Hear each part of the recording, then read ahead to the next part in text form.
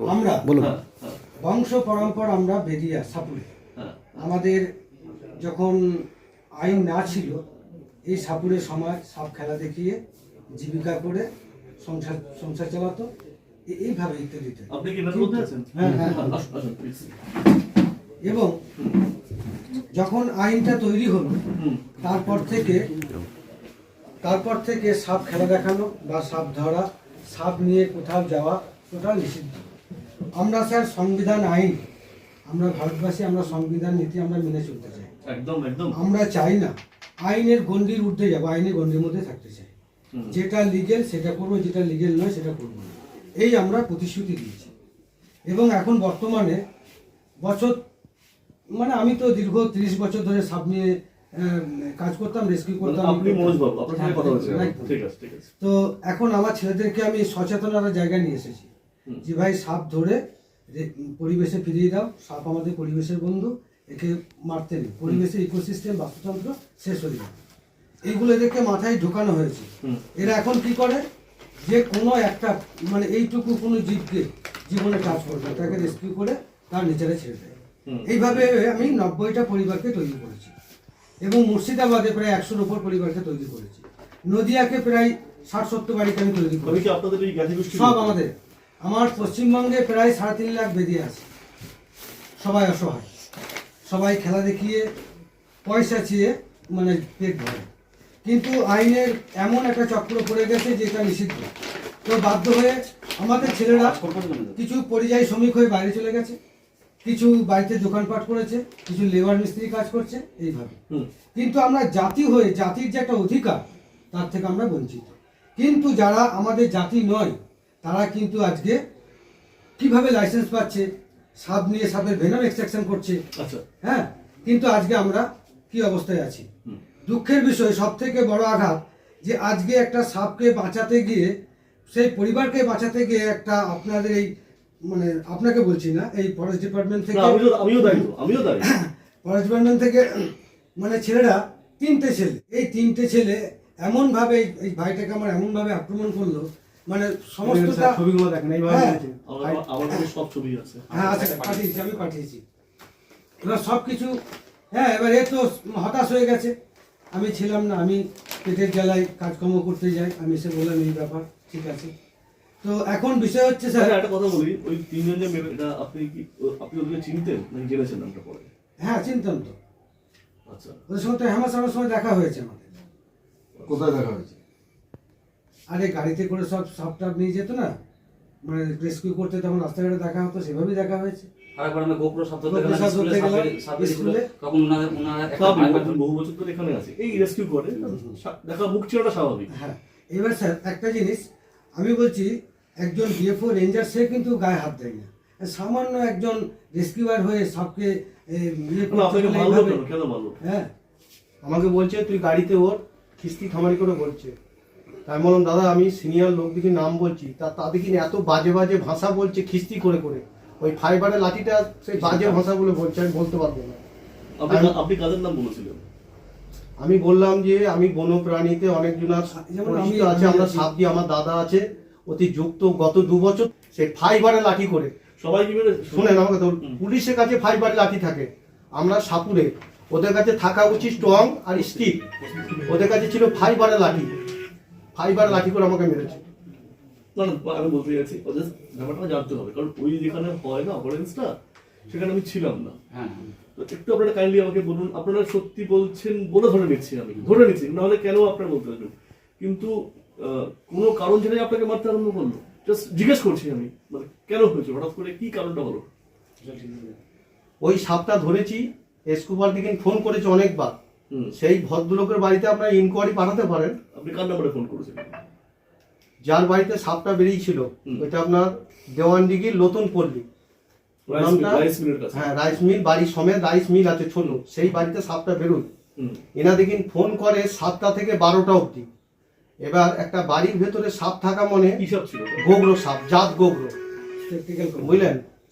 হ্যাঁ, তা ওনারা যখন আমাদের সঙ্গে যোগাযোগ যখন হয়ে যায়, আমরা সামনাসামনি যখন হয়ে যায়, আমাদেরকে বিরাট রিকোয়েস্ট করে সাপটা ধরলেন, আমাদের জীবন বাঁচান, ফ্যামিলি বাড়ি, সাপটা আমি ধরে ঝাঁপাতে ভরি। সেই ভদ্রলোক এত ভালো বলছে, আপনারা বিনি পয়সায় সাপ ধরলেন, পয়সাও নিলেন না, তা কিছু খাবেন, আমার বাড়িতে আসেন, একটু চা ফা মিষ্টি ফিষ্টি খাওয়াবো। আমি কিন্তু ওই বাড়িতে বসেছিলাম।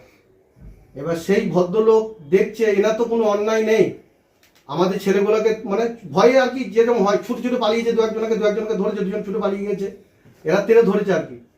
এবার ওই ছেলেটা ধরে নিয়ে আসার পর গলায় গামছা দিয়ে ওই ছেলেটাকে চোরের মতো এইভাবে নিয়ে বেড়াচ্ছে। আমার সঙ্গে ছিল বাপস, না আপনাদের স্টাফ বাপুর না, তার নাম জানি না। আমার ছেলেটার নাম হলো বাপস। বাফোর্স বাপসকে গলায় গামছা কে দিয়ে, করছে, কে করছে? এই আপনাদের এই 3টে ছেলে। কে করছে পার্টিকুলার, কে করছে? নামটা স্যার সঠিক জানি না স্যার, যে কোন কোন ছেলে। আমাদের তবে আমরা মোবাইলের ছবি ছবিটা আমি দেখিয়ে দেবো, সব মুখগুলো দেখিয়ে দেবো। স্যারের অনুমতি নিয়ে বলছি, আপনারা যদি সাপ ধরে থাকেন আপনারা দৌড়ে পালিয়ে যাবেন কেন? না না না, এই বাড়ি আমি ভয় যাইনি, ছিল। আমি যাইনি, পালে আমি ঘরেই ছিলাম, আমাকে ঘর থেকে বার করে মারধর হলো। যে বাড়িতে সাপটা ধরেছি, আমাদের অনুরোধ সেই বাড়িতে একটু ইনকোয়ারি পাঠান আপনারা, তাহলে বুঝতে পারবেন। আমি আজকেই যাবো। যাকে যাকে পাচ্ছে রোজ মারছে সেখানে থাকবে মেমারি থেকে না, আমি সাপ ধরতে গেছি, আমি রেস্কিউ করে দেবো, কিন্তু আমি দৌড়ে পালিয়ে যাবো কেন? এর আগে কি এই থাকতে কোনো পারে? প্রাণীর লোক আমাদের সাপুরেকে প্রচুর মারধর করেছে, বহু সাপ কেড়ে নিয়েছে, সে ভয় আছে, এ আমাকে মারধর করবে, তারপর কেস দেবে, একটা জীবনে ভয় আছে। আগে যখন খেলাধুলো কিন্তু আমরা কোনোদিন 2 নম্বরই করি না। আমরা আমাদের লাইফে কোনোদিন সাপের বিষ, সাপের চামড়া কোনোদিন আমরা এসব করতে পারিনি। আমরা কি করি, একটা সাপ নিয়ে গিয়ে, সত্যি কথা বলছি স্যার, খেলা টেলা দেখাই, মনসার পুজোলি, শেকড় মাদুলি বিক্রি করি, এইটা আমরা করতে পারি। তাছাড়া আমাদের যদি একটু কোনো আনলিগিন কাজ পান, তা আমাদের যা শাস্তি দেবেন তাই দেবো। আর আমরা কোনো আনলিগাল আমরা কিন্তু পেটের জন্য করি, তাবিজ মাদুলিটা বিক্রি করি পেটের জন্য। যেতেই করুন স্যার, আমরা চাইছি স্যার আমরা আর কেউ নয় তো? কেনা 3জন ছিল ওর সঙ্গে, 3জন ছিল, 3-4 ছিল, তার মধ্যে 2জন চড়া হয়েছে তিনজন নাকি? না 4জন? 4জন ছিল, তার মধ্যে স্পটে আমি 3জন মারধর করেছে, 1জন আমাকে, আর 2জন হেল্প করেছে পাশে। আচ্ছা, তাহলে একজন যাই হোক তোর 2জন হেল্প করেছে, 1জন মেরেছে ফাইবার লাঠি দিয়ে। বিষয়টা হচ্ছে স্যার, এখানে 2জন আছে, তার মধ্যে 2জন এখানেই আছে, আমি দেখলাম। না না না, চুপ করুন। স্যার কথা তাহলে আমাদের চোখ, এই চোখ দুটো ফেলে দেবো যদি মিস হয় আমাদের, যে মিথ্যা কথা বলছি। আমার বক্তব্য হচ্ছে ওই জায়গাটা কোথায়, যে আপনারা সাপ ধরেছেন সেটি কথা, আপনারা তো চুরি চামারি করতে জানেন না, না। না, না। আমি সাপ ধরতে গেছি, তো আমি দৌড়ে পালিয়ে যাবো, আমার উদ্দেশ্যটা কি থাকতে পারে? একটা বাচ্চা ছেলে ছিল, আমার কথা শুনুন। একটা বাচ্চা একটা বাচ্চা ছেলে ছিল, সেই ছেলেটা হয়তো ফরেস্টের গাইড দেখে সে ভয়ে চলে গেছে, কিন্তু বাদ বাকি এরা যে 2জন ছিল, 2জনাকে কিন্তু স্পটে একজনকে ধরে। আমি কিন্তু শুনেছি আমার স্টাফগুলো এমনিতে কিন্তু গায়ে হাত তোলার মতো আমাদের কেউ স্টাফ নেই। আমি দিয়ে যায়নি, টং দিয়ে যায়নি, ওরা লাঠি দিয়ে গেছে, আমরা লাঠি। প্লিজ স্যার, হ্যাঁ, আপনি বলছেন আপনাদের স্টাফ গায়ে হাত তোলেনি, না তোলা না নেবো, কারণ হচ্ছে আমরা বড়বাবু ইনকোয়ারি নিশ্চয়ই করবেন বিষয়টা। করুন। হাত তুলিনি বলবেন না। থাকুন। না, মেরেছি। বিষয়টা হচ্ছে একটা বলি, উনি যদি পরে- কোনো রকম ভাবে আমাদের যদি কোনো আপনারা সার্চ করুন, যদি আমাদের নামে কোনো ব্যাক রিপোর্ট বা কোনো লিগেল কাজ আমরা করে থাকি, আরে মালপড়াকে আমরা চিনি, কোনোদিন যেন ব্যাক রিপোর্ট পাই না। ফালতু কথা বলবো। আমরা বন্য প্রাণী জিনিসকে আমরা যথেষ্ট সহযোগিতা করি বা মারতে দিই না। আমরা জানি যে পরিবেশের থেকে যদি এইসব প্রাণীগুলো চলে যায়, তা আমাদের পরিবেশের ভারসাম্য চলে যাবে।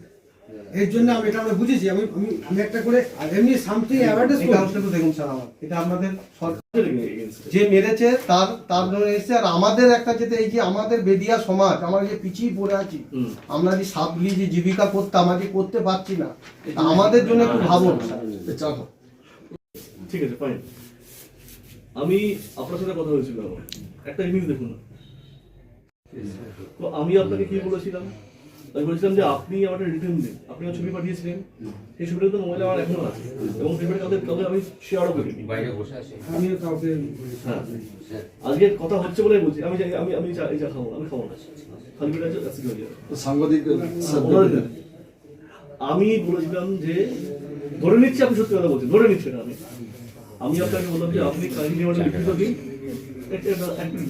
না না কত বলেছে বাইরে সেট করছি, আপনার সাথে আমার একাধিকবার কথা হয়। ইভিন সকালে আপনাকে মেসেজ করেছিলাম যে আপনি আমাকে লিখিত দিন। আপনার সাথে এখন লাস্ট কথা হয়, আপনি আমাকে বলেছিলেন স্যার আমার ছিল অসুস্থ, স্যার চা। অসুস্থ, হসপিটালে ম্যাডাম, উনি সুস্থ হলে আমি লিখিত দেব। আপনি লিখিত দেননি, আমি কোনো কেস ইনিশিয়েট করতে পারিনি। তাহলে আজকের এই ভোটটা কেন? একটা লিখিত দিয়ে ভোট ভরসা করতে পারতেন। আমি ধরে নিলাম আমার স্টাফ মেরেছি, তার জন্য খবর। না না আপনি মেমারি থানা অন্তর্গত নিমু মালপাড়ায় কয়েকশো ঘর রয়েছে। আমাদের একটাই জীবিকা এই সাপ নিয়ে খেলাধুলা করা, মাদুলি কবচ বিক্রি করা, গ্রামে গ্রামে ঘুরে বেড়ানো। খেলাধুলা দেখিয়ে বাচ্চাদের আনন্দ দিয়ে, বয়স্ক মানুষদের একটা আনন্দ দিয়ে, হ্যাঁ, কিছু চাল পয়সা 2-10 টাকা পাওয়া, 50 জনের কাছে পেলে ওখানে 500 টাকা সারাদিন ইনকাম, এটাই হচ্ছে আমাদের ইনকাম, যেটা সত্য কথা আপনাকে আমি বলতে চাইছি। এবং আমরা সকালবেলা হলে কয়েকটা মানে একটা ঝাঁপি উঠে নিমু স্টেশনে, সেখান থেকে আমরা আলাদা আলাদা জায়গায় চলে যাই। আপনার কাছে বা আপনার স্টাফের কাছে একটা রিকোয়েস্ট, আমাদের কোনো মানুষের সঙ্গে সামনাসামনি সাক্ষাৎ হয়ে গেলে যেভাবে টর্চার করেছে বা অত্যাচার করেছে, এটা যেন স্যার নেক্সট টাইম না হয়, এটা আপনার কাছে আমার রিকোয়েস্ট বা আমাদের রিকোয়েস্ট। আমি তো ওই জন্য না হয় বা এই সাপ দ্বারা খেলা দেখানো বন্ধ, তাই এদের একটা আইনি একটা ব্যবস্থা নেওয়া হোক। আচ্ছা সে ব্যবস্থা নিচ্ছি। আর আপনাদের পক্ষ থেকে একটা অনুরোধ, যে করেছে সে হয়তো আউট অফ হিট করেছে, যদি তাকে কখনো রাস্তাঘাটে পান প্লিজ না হাত দেবেন। একটা কথা বলতে চাই, যে বাড়িতে এরা ছিল তো দুজনে, যে বাড়িতে মারছে আমাকে, সেই বাড়ি ভদ্র সকলে কাজ করতে পারেন। বক্তব্য হচ্ছে আপনারা লিখিত দিন, আমি ব্যবস্থা নিচ্ছি। আপনাদের দুটো অ্যাসপেক্ট রয়েছে, একটা নাম একটা হচ্ছে আপনাদের স্বীকৃতি দিন, আমাকে সেপারেট কি হলো আপনাদের এই আলোচনা? এই আলোচনাটা আমাদের রেঞ্জার সাহেবের সঙ্গে কথা হয়েছে, যে দোষী শাস্তি পাবার মতো আশ্বাস দিয়েছেন এবং আমাদের স্বীকৃতি দিয়েছেন যে পুনরায় আমাদের বেদিয়া সমাজ এই ধরনের সাব রেস্কিউ করতে গেলে কোনো রকম ঝামেলা হবে না। উনি আমাদের কথা দিলেন, প্রতিশ্রুতি দিলেন এবং আমরা লিখিত দরখাস্ত দিচ্ছি, তাতে উনি আমাদেরকে সাহায্য করবেন। কর্মসংস্থানের জন্য স্যার আমাদেরকে আশ্বাস দিয়েছে, লিখিত জমা দিলেই উনি ব্যবস্থা নেবেন, এটুকু আমাদের সঙ্গে কথা দিয়েছে। আগামী দিনে আমাদের ভাবটা হচ্ছে, যদি এটা কোনো ভুলবশত আমাদের উপরে কোনো আবার চাপ আসে, আমরা বৃহত্তম আন্দোলনে নামছি, এটা আমাদের দাবি। আমার নাম মনোজ মাল, সাপুরে নিমু মালপাড়া বাড়ি, বর্ধমান জেলাতেই। আমরা দেশীয় এবং স্থানীয় লোক। আমরা এসছি প্রায় 90 জনের কাছাকাছি আমরা এসছি, হ্যাঁ। এবং হচ্ছে যে আমরা এটা ডেপুটেশন দিলাম বন দপ্তরের কাছে, যে আমাদের অধিকার থেকে যে আমরা বঞ্চিত হচ্ছি, পুনরায় যেন আর আমরা এই বঞ্চিত না হই, আমরা যেন সরকারিভাবে আইনি স্বীকৃতি পাই, এটুকু বলে আমি আমাদের সংগঠনের লোকজনকে আমি সুস্থভাবে মানিয়ে নিলাম। আমাদের দাবি, একটা দাবি হচ্ছে যে আমাদের আইনি স্বীকৃতি দেওয়া, আমরা যে সাপ ধরে খেলা থেকে জীবিকা করতাম তার থেকে বঞ্চিত, সেটা আমরা যেন অধিকার আমরা ফিরে পাই এবং সাপের যেন লাইসেন্স আমরা পরিণাম যেন প্রাপ্তি হতে পারি। এবং আমাদের থেকে যারা রেস্কিউ করছে, তারা বিভিন্ন জায়গায় ভুলভাল করে আমাদের বেদে সম্প্রদায় সাপের লোকদেরকে টর্চার করছে, মারাধরা করছে, সেই থেকে যেন তারা কোনো রকম না কিছু করতে পারে এবং আমাদের জনজাতির উপরে কোনো টর্চার যেন না হয়। যদি পুনরায় টর্চার হয়, আমরা আবার বৃহত্তম আন্দোলনে নামছি। নিমু মালপাড়ায়, আমাদের পশ্চিমবঙ্গে বাঁকুড়া, বর্ধমান, পুরুলিয়া, 24 পরগনা, দিনাজপুর, হুগলি, হাওড়া, মানে পশ্চিমবঙ্গে যতগুলো জেলা আছে সব জেলায় যে বেদিয়া, সম্পূর্ণ বেদিয়া সংখ্যা হচ্ছে প্রায় 3 লক্ষর ওপর বেদিয়া সংখ্যা। এই 3 লক্ষ বেদিয়া সংগঠন আমাদের বলেছেন যে যদি কোনো কিছু দরকার হয় আবার আমরা এই সংগঠনে সামিল হব এবং আমরা আন্দোলনে নামবো, এটা হচ্ছে আমাদের বক্তব্য। কিন্তু আমাদের আইনের অধিকার চাই, চাই।